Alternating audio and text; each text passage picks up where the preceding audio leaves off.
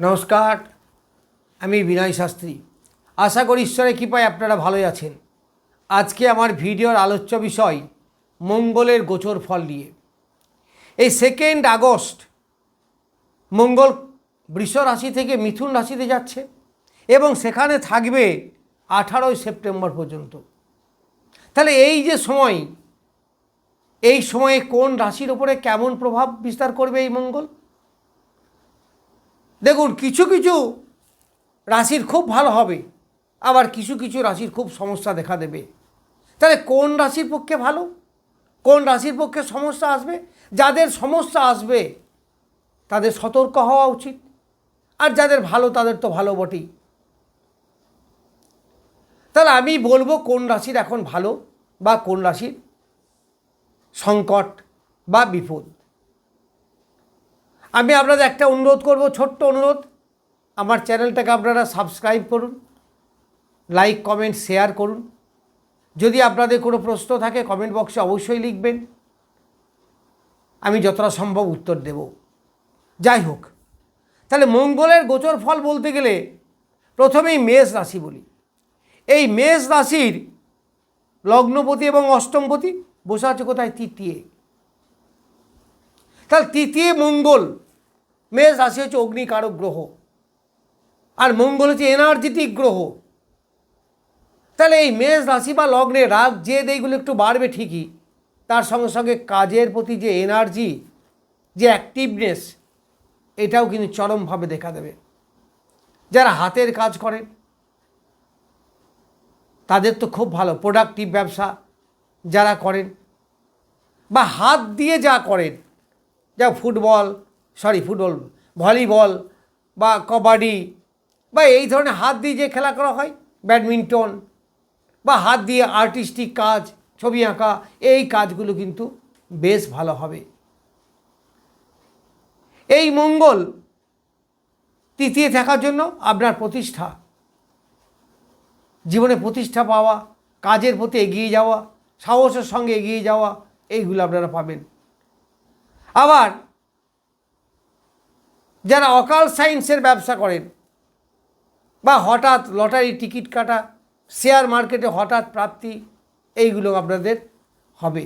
তবে প্রাইভেট পার্টের একটু সমস্যা আসতে পারে, এগুলো থেকে একটু সতর্ক থাকবেন। প্রেম প্রীতির ব্যাপারে গোপনীয়তাই থাকবে বা রাখতে ভালোবাসবেন। এইবার বলি বৃষ রাশি। বৃষ রাশির সপ্তমপতি দ্বাদশপতি দ্বিতীয়। তাহলে এই বৃষ রাশির সপ্তমপতি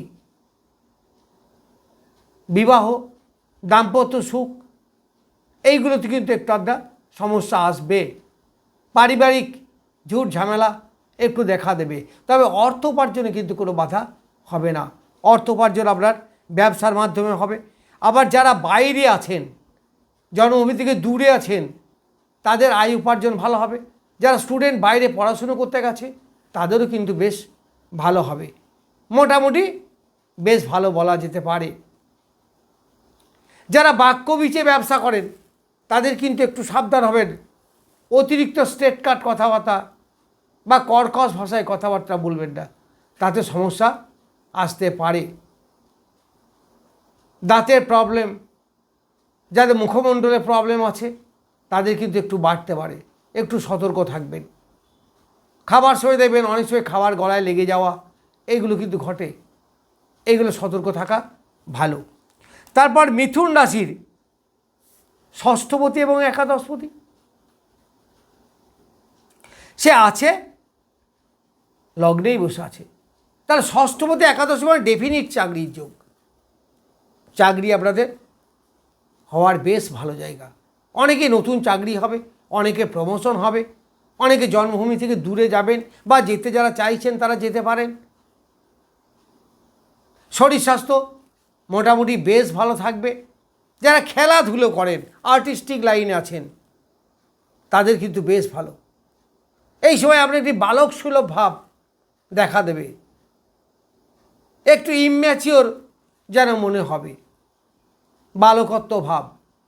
বাচ্চাদের নিয়ে খেলতে, চকলেট খেতে বা এই ধরনের অনেক কিছুই পছন্দ দেখবেন বাচ্চাদের মতো, এই সময় দেখা দেবে। তারপর কর্কট রাশি বা লগ্নের দ্বাদশে, কিন্তু কর্কট রাশি বা লগ্নে রাজযোগকারী গ্রহ হচ্ছে মঙ্গল। তাহলে পঞ্চম, সন্তানের উন্নতি, যারা স্টুডেন্ট তাদের পড়াশোনায় উন্নতি, যারা বাইরে আছে জন্মভূমি থেকে তাদের প্রচুর ডেভেলপমেন্ট হবে। আবার কর্মের উন্নতি, কর্মের প্রমোশন, অনেকে নতুন করে নতুন চাকরি পাওয়া, যারা চাকরি করেন তাদের প্রমোশন হওয়া, বা যে যাই কর্ম করেন কর্মের কিছু না কিছু ডেভেলপমেন্ট দেখা দেবেই। তবে যারা জন্মভূমি থেকে দূরে আছেন তাদের পক্ষে একটু বেশি ভালো। তবে শয্যা সুখের সমস্যা একটু আসতে পারে, ঘুমের ডিস্টার্ব, এইগুলো কিন্তু এই সময় দেখা দেবে। এই মঙ্গল প্রেম প্রীতির ব্যাপারে যথেষ্ট ভালো। এখানে অনেকটা শান্তি থাকবে, তবে মাঝে মাঝে গণ্ডগোলও কিন্তু আসবে, এবং সেটা আসবে রাগের কারণে। রাগ থেকে বঞ্চিত থাকবেন, তাহলে বেশ ভালো। এইবার সিংহ রাশি, সিংহ রাশিরও কিন্তু মঙ্গল রাজযোগকারী গ্রহ, আবার একাদশে বসে আছে সিংহ রাশির। তাহলে বাড়ি ঘরের উন্নতি, যারা বাড়ি ঘর ক্রয় করতে চাইছেন কিনতে পারবেন, যারা জমি জায়গা কিনতে চাইছেন অবশ্যই কিনতে পারবেন, গাড়ি কেনার যোগ এই সময় দেখা যাবে। মাতৃদেবীর শরীর স্বাস্থ্য মোটামুটি বেশ ভালো থাকবে। পিতা মাতার মধ্যে অ্যাডজাস্ট খুব ভালো থাকবে, পিতা মাতার থেকে সাহায্য আপনারা অনেকটা পাবেন। আবার যেহেতু একাদশে বসে আছে, আয় তো নিশ্চিত ভালো হবে, ডেভেলপমেন্ট আপনার হবে। এই সময় ব্যবসা বাণিজ্য বা যে কোনোভাবে আয় বাড়বে। এবার কন্যা রাশি, কন্যা রাশি তৃতীয় রাশি এবং অষ্টমপতি দশমে, তাহলে আপনাদের কাজের এনার্জি বাড়বে। যেগুলো অকাল সায়েন্সের ব্যবসা বললাম, বা লটারি টিকিট কাটা, লয়ার, অ্যাস্ট্রোলজার বা সুদের ব্যবসা যারা করেন তাদের ভালো। প্রাইভেট পার্টি কিন্তু কোনো রোগ থাকলে সেটা কিন্তু একটু বেড়ে যাবে, এই ব্যাপারে সতর্ক থাকবেন। রাস্তাঘাটে যখন চলবেন অবশ্যই একটু সাবধানে চলবেন, কারণ এখানে অ্যাক্সিডেন্টের যোগ দেখা যাচ্ছে। এইবার তুলা রাশি, তুলা রাশির অর্থোপার্জন বেশ ভালো হবে। দ্বিতীয়পতি সপ্তমপতি নবমে, ব্যবসার মাধ্যমে প্রচুর অর্থোপার্জন, পিতার ডেভেলপমেন্ট, আয় বৃদ্ধি, পরিবারের মধ্যে একটা সুসম্পর্ক সেগুলো দেখা দেবে, বেশ ভালো দেখা দেবে। যেহেতু ভাগ্যস্থানে বসে আছে তাহলে ভাগ্যের একটা পরিবর্তন হবে। তবে আপনাদের একটা দরকার, রাগ জেদ এইগুলো থেকে কিন্তু সতর্ক থাকবেন, কারণ মঙ্গলের বিপদটা আসে রাগ জেদ ইত্যাদির মাধ্যমে। এইবার বৃশ্চিক রাশি বা লগ্ন, বৃশ্চিক রাশি বা লগ্নের লগ্নপতি এবং ষষ্ঠপতি আছে বসে অষ্টমে। এখানে কিন্তু একটু রোগ নিয়ে আসার চান্স আছে, সমস্যা আসবে, বিশেষ করে প্রাইভেট পার্টের রোগগুলো, পায়খানা প্রস্রাব, মেয়েদের গাইনি, এই সমস্ত থাকলে কিন্তু তাদের একটু বেড়ে যাবে। তাছাড়া মোটামুটি শরীর স্বাস্থ্য ভালো যাবে। এই সময় লোন টোন হওয়ার যথেষ্ট সম্ভাবনা। লোন করবেন কিন্তু খুব সাবধান, এই লোন কিন্তু চট করে শোধ হতে চাইবে না, ফলে 7 বার বুঝে তারপরে লোন দেবেন। শরীর স্বাস্থ্য খারাপ করলে অবশ্যই ডাক্তার দেখাবেন। মামার বাড়ির সঙ্গে সুসম্পর্কের অভাব দেখা দিতে পারে। এইবার ধনু রাশির, ধনু রাশির পঞ্চমপতি এবং দ্বাদশপতি, তাহলে প্রেম প্রীতির ব্যাপারে যথেষ্ট শুভ। যারা জন্মভূমি থেকে দূরে আছেন তাদের পক্ষে বেশ ভালো। আবার ব্যবসা বাণিজ্যের ক্ষেত্রে বেশ উন্নতি হবে, কাস্টমার ডিলিংস ভালো হবে। আমি ওই একই কথা আবারও বলছি যে কাস্টমারদের সঙ্গে রাগ জেদ এই সমস্ত যেন প্রকাশ না হয়। এইবার মকর রাশি, মকর রাশির ষষ্ঠে চতুর্থপতি একাদশপতি, ভালো, মোটামুটি ভালো ফল আপনারা পাবেন। তবে এখানে অশান্তি থেকে দূরে থাকবেন। কোর্ট কাছারি, মামলা মোকদ্দমা, ঝগড়া ঝামেলা এগুলো হওয়ার কিন্তু যথেষ্ট চান্স আছে। এই মঙ্গল জমি জায়গা আপনি কিনতে পারেন, সেটা ভালো হবে এবং অনেক কিছুতেই আপনার সফলতা আসবে। যদিও মকর রাশির রাশি বা লগ্নের অধিপতি শনির বিপরীত ধরনের গ্রহ।